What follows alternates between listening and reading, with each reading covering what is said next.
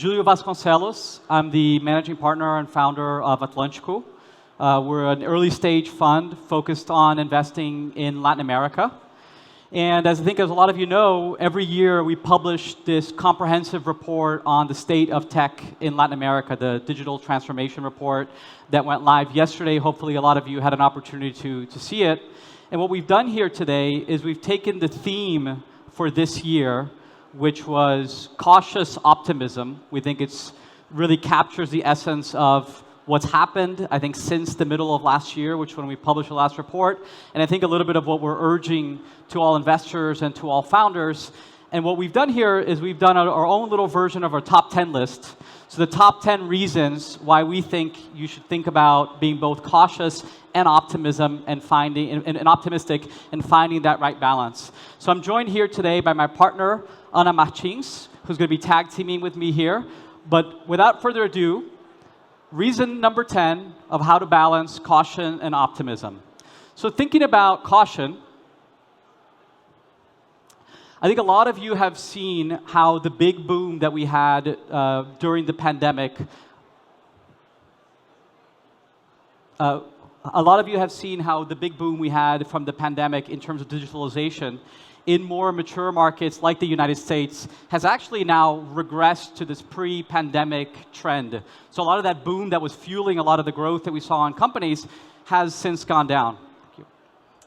So perhaps a little bit of caution, maybe what was, those wind beneath our backs may not be there anymore. But I think as we double click on Latin America, I think there is reason to be optimistic.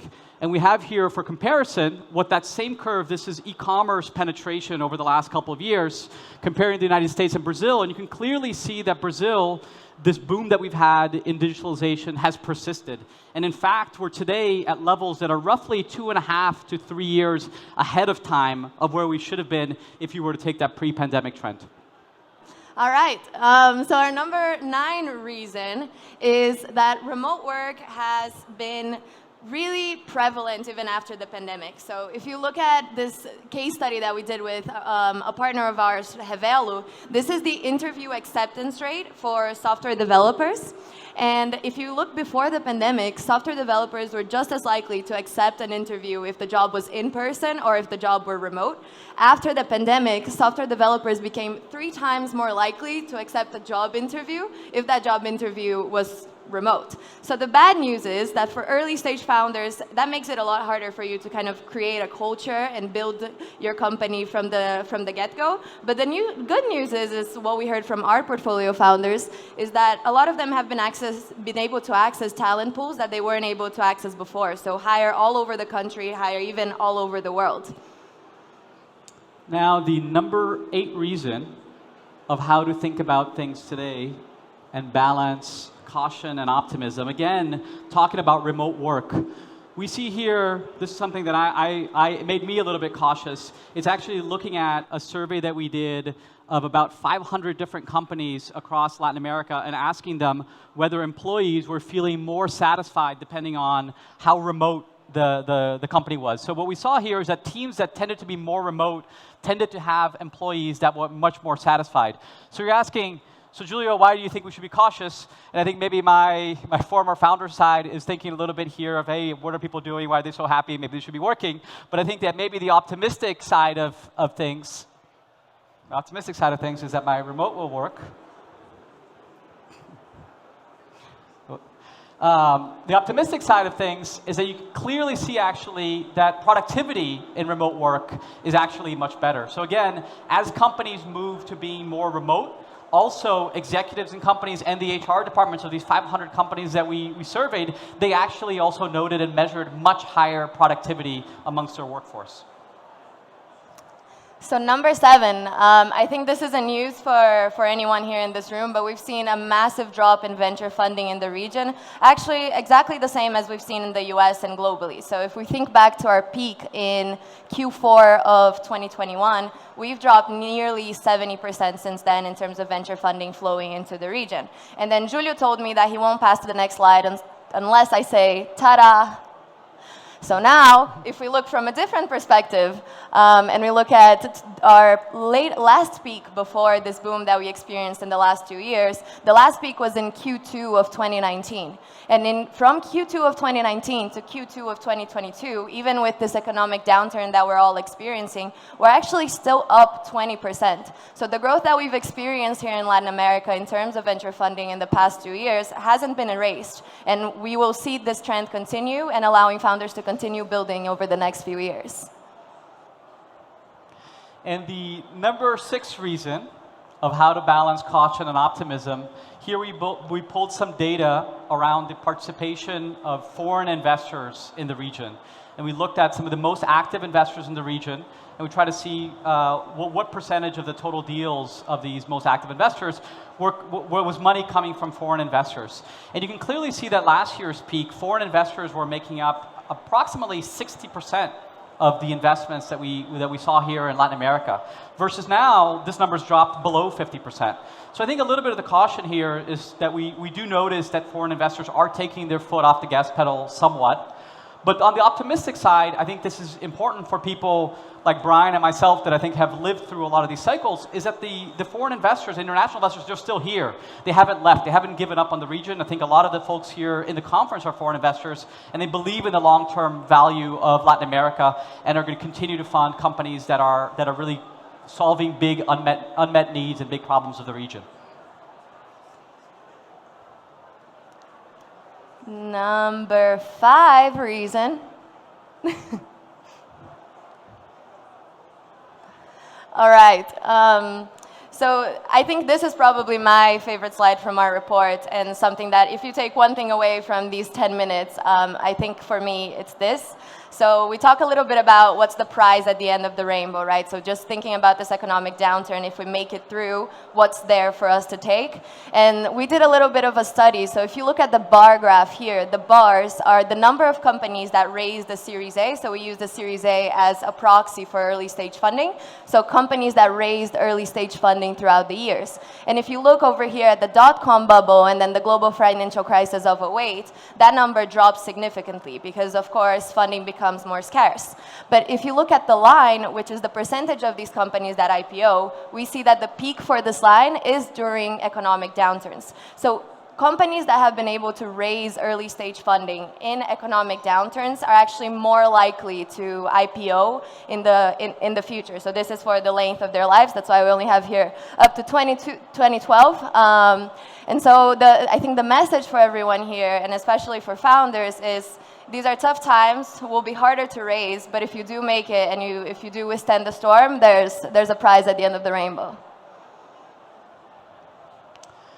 Number 4 reason for balancing caution and optimism. This is a survey that we published yesterday that was done with early stage founders throughout Latin America, where we asked you how you felt about fundraising in the next 1 to 2 years, a sentiment analysis of how people were feeling.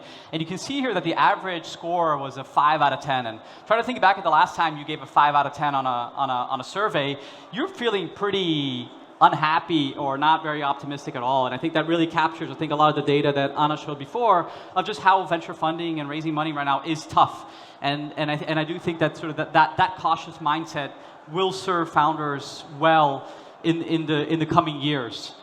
On the flip side of that, I think the positive thing is that the founders are very optimistic. They're very optimistic that we'll pull through, I think, this current period. And actually, the vast majority, almost 90% of founders, either thought that, you know, after making a few adjustments to their business, they were going to actually be able to be in a great position to raise money, or they thought that they were already in a very good position, in a position of strength to actually be able to go and win against competitors.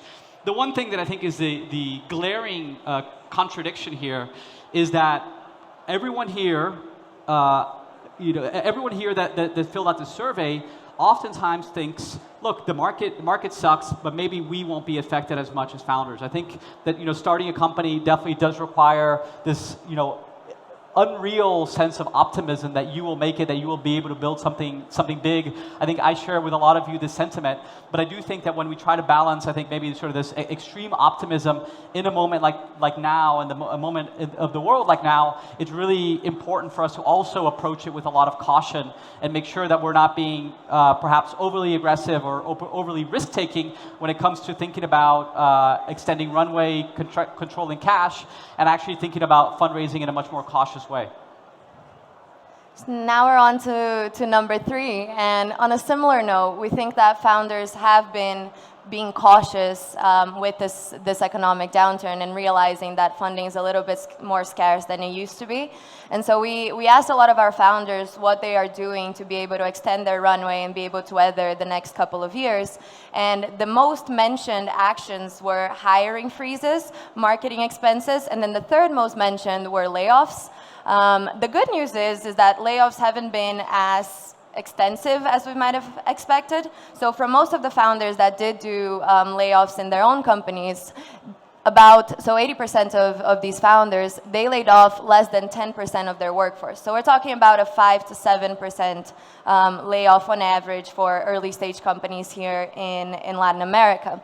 But maybe on Julio's point, this is one thing that we would advise founders to think a little bit more about, whether a 5 to 7% layoffs in their company is enough to weather the storm for the next 2 or 3 years, as I think a lot of people have mentioned here on the stage today, is something that we expect to last a little bit longer. So just something to keep in mind, and maybe be a little bit more cautious than optimist. We're balancing that ourselves as investors. So that's maybe one of our key message for today. And the number 2 reason, this is talking a little bit about just having some reason for why the next 2 slides here have a little bit of reason of just how we've been so innovative in the past. And I think some of this data around picks that we publish really show the leadership that Brazil and Latin America as a whole has been able to put forth in terms of fintech innovation. And you can see here how, when you think about Pix, the instant payment rails that were launched in Brazil, how Pix now, has really been able to take over all digital payments in Brazil. And not just digital payments in Brazil, but really when we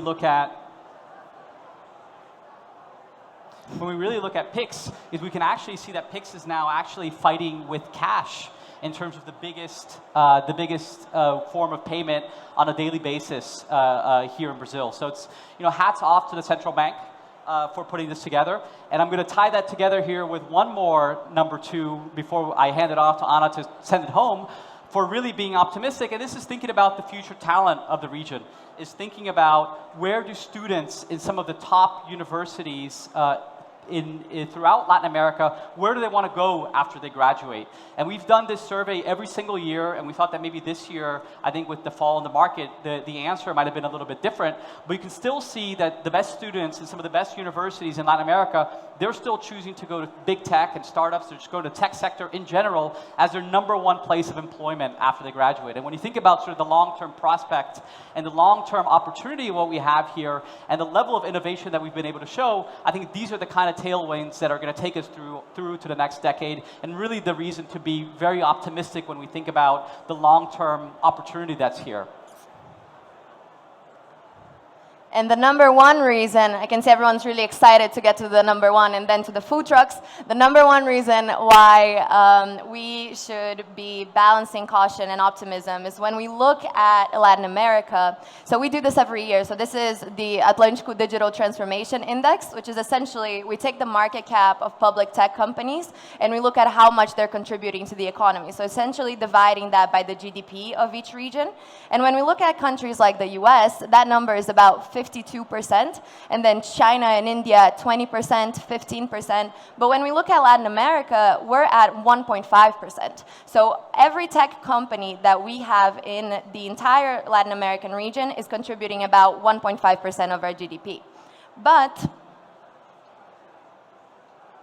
another way to look at this is that we have a lot of potential to build. So if I'm not really saying that we're going to catch up to the 50% in the US over the next few years, but something like India is actually quite feasible. And looking at all of the founders and investors in this room is something that I'm personally very excited about. So if we think about catching up to India, that means tech companies in Latin America over the next decade will create about $800 billion in value.